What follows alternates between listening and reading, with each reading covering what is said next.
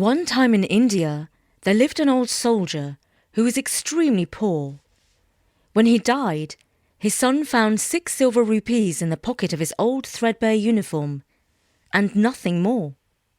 He gave 3 coins to his mother and said, "Spend these very carefully and wait for me to return.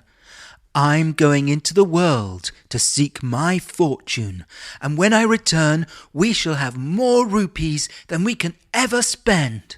"Go if you must," said his mother. "But do one thing, Beda.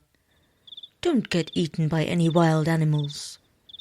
The boy hugged his mother and said, "Don't worry, I don't intend to be a snack for anyone."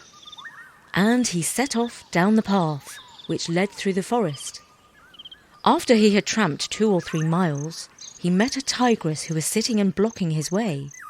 The tigress held up her paw, mewed like a kitten, and said, "Meow. Good lad, if you will take out this thorn from my paw, I shall be forever grateful.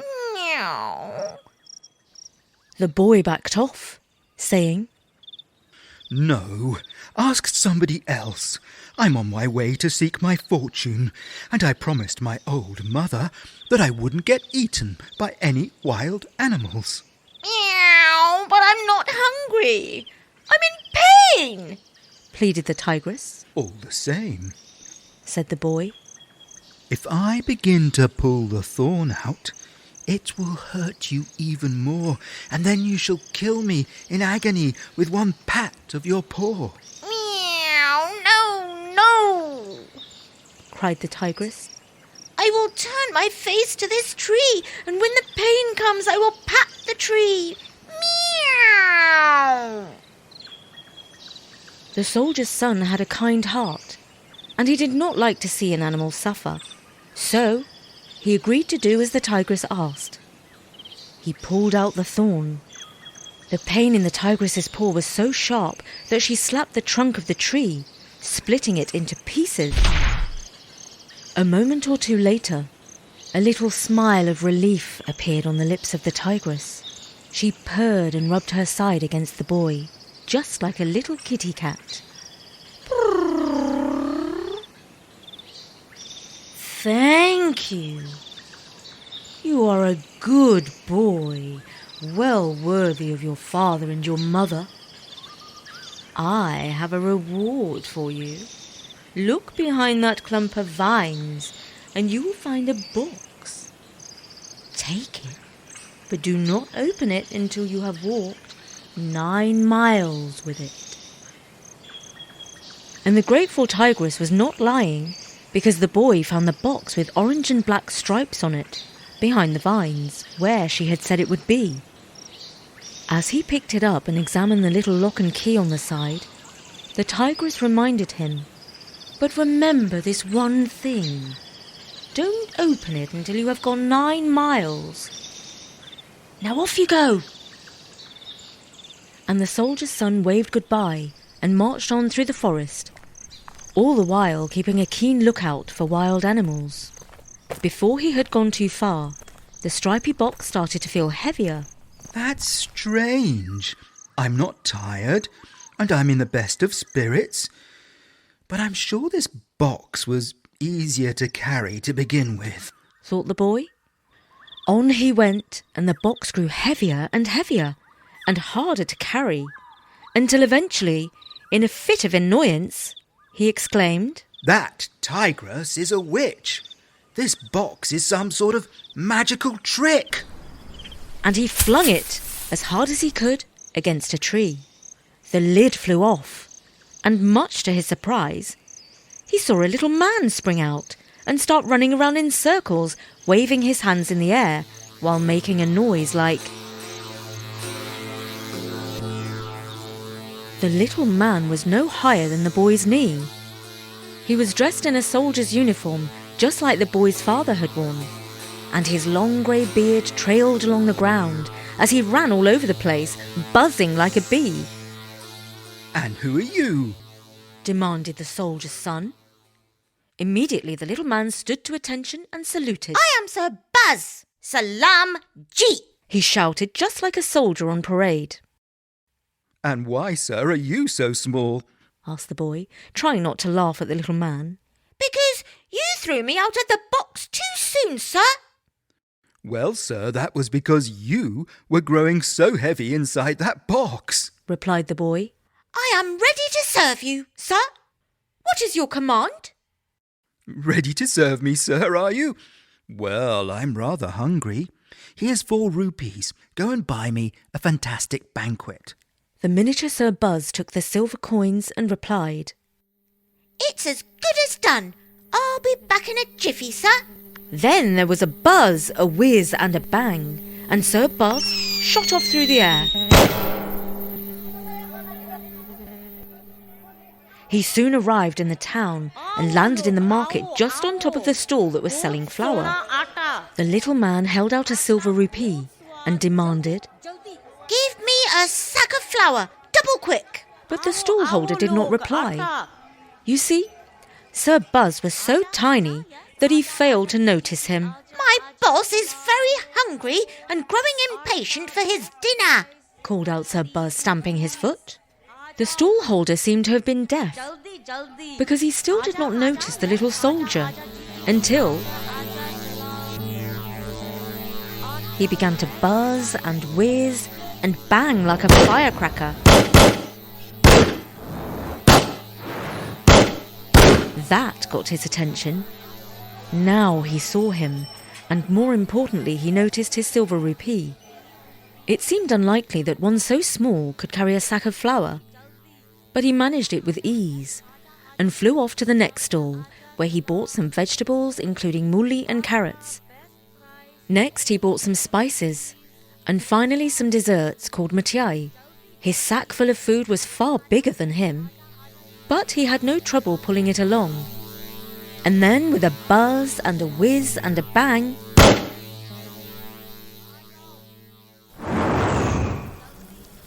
off he flew back to the boy. It turned out that the magical tiger box contained a kitchen full of cooking implements, and soon Sir Buzz had a fire going and was chopping and peeling and stirring. The banquet smelt fantastic and tasted even better. The boy ate his fill, and Sir Buzz exclaimed, Is that all you can eat? Don't you like my cooking? "It's truly delicious," said the boy. "but I'm stuffed. There's enough food here to feed an army." There's barely enough for one soldier. exclaimed Sir Buzz, and he gobbled up the rest of the food without any trouble. He wiped the corner of his mouth with his sleeve and said, What wish is closest to your heart? "I think it's high time I got married, don't you?" Certainly. But to whom? "To a princess, of course." Of course, sir.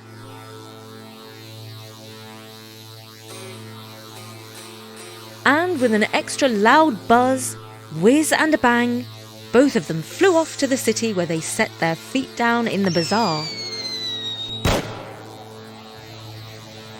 There was a danger that somebody in the bazaar might tread on Sir Buzz by accident if he stayed on the ground. So instead, he stood on the boy's shoulder, steadying himself with his hand on the boy's head. Together they went round the bazaar inquiring if anyone knew of a young and beautiful princess who was ready to marry. Several people gave the same answer. Oh, for sure. It's well known that the Raj and Rani want Princess Blossom to marry a young prince from the next door kingdom. She refuses to do as her parents say anyway, and therefore her parents have locked her in the tower until she changes her mind. "And what do people say about this?" asked the boy. People were divided. Some said her parents were right to punish their daughter, because she ought to obey them. Others said that the daughter had a perfect right to marry whomever she pleased, or nobody, if she so wished. And then the boy asked about how she got her name, and some said she was called Princess Blossom because she weighed only as much as 5 rose petals. But others said it was because she was as fragrant as jasmine blossom. The soldier's son liked the jasmine idea better, because if she weighed only 5 rose petals, she would hardly be there at all. Sir Buzz, Said the young boy. take me to meet Princess Blossom. The people in the bazaar watched in wonder as the pair flew off with a buzz, a whiz, and a bang. They flew straight through the window of Princess Blossom and landed in her room at the top of the tower. Sir Buzz stood to attention and said, This is Princess Blossom, sir. The girl sat up in her bed and was about to scream in horror when the young lad went down on one knee and said, Princess Blossom, your highness, do not call out. I've come to liberate you from this tower. Are you a sorcerer? No, but I have my own genie. He is very small and very powerful. And he picked up Sir Buzz, still saluting and standing smartly to attention. Oh, how sweet! Exclaimed the princess. Sir Buzz did not like being called sweet, and he started to go bzzz. But hurry! Urged the boy. Somebody might have seen us fly in through your window. Let's be gone before the guards arrive. And indeed, the footsteps of the guards on the stairs could already be heard. If you can do magic, do it now! Cried the princess. The bed rose up and hovered in the air. All aboard! Commanded Sir Buzz. The boy jumped onto the end of the bed, and at that moment the roof of the tower dissolved, and they could see the sky and clouds above them. Soon they were flying just below the clouds and looking down on the city, and all the people in the bazaar looking like tiny ants, and thick tall trees seemed like blades of grass. Princess Blossom's hair flew in the breeze and she called out, What's that sound? Do you mean the sound that goes bzzz? That's a buzz. He always makes that sound when he performs magic. Well, his magic is amazing! The couple were married in a temple on top of a mountain, and they flew all over India to see the great sights, such as the Taj Mahal, the Golden Temple of Amritsar, the River Ganges, and the holy city of Benares. Finally, the couple settled down in a little house with a beautiful garden, a spring, and an orchard.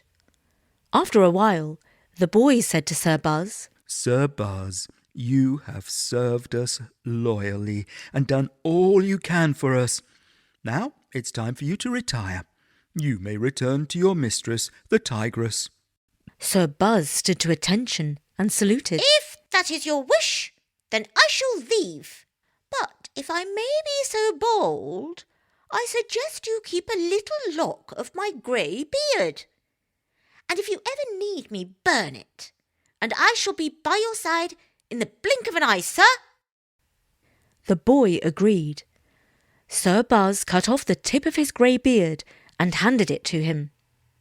The boy then gave it to Princess Blossom, who kept it in a golden locket that hung around her neck. When it was all done, Sir Buzz departed with a buzz, a whiz, and a bang. For a while the happy couple lived quietly, but eventually the boy remembered his old mother. He told the princess that he had to visit her to make sure she had enough to eat.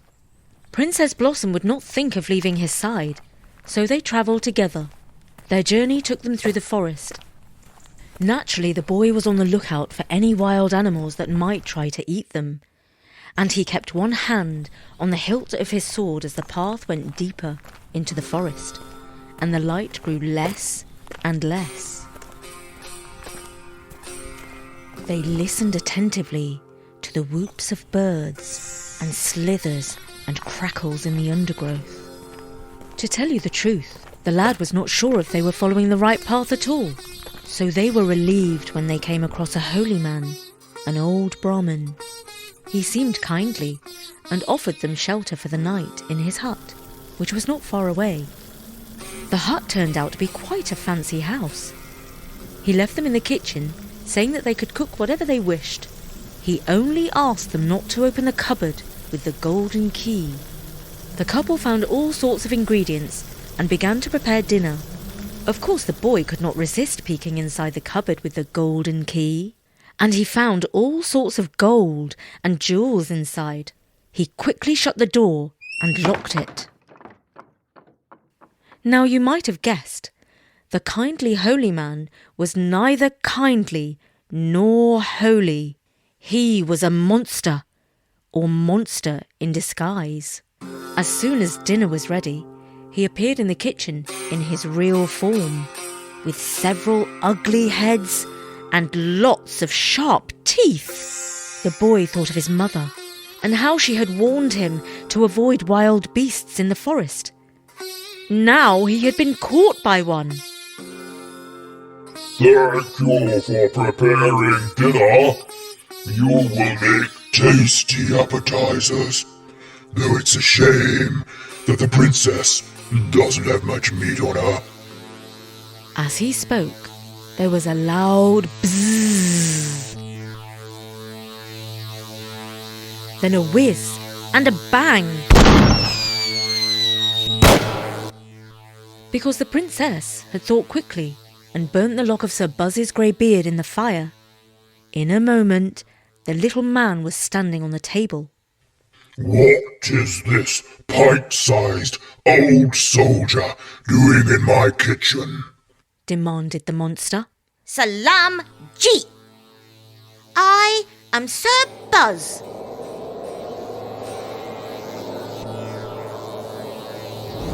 A great wind drove the monster backwards, and he flew out of the house, where he turned himself into fire. Sir Buzz became a flood of water and began to chase the fire through the woods. The fire soon became a bird and took off into the air. And Sir Buzz became a hawk that chased the bird all the way through the sky to the court of the great god, Lord Indra, who was surrounded by musicians and dancers.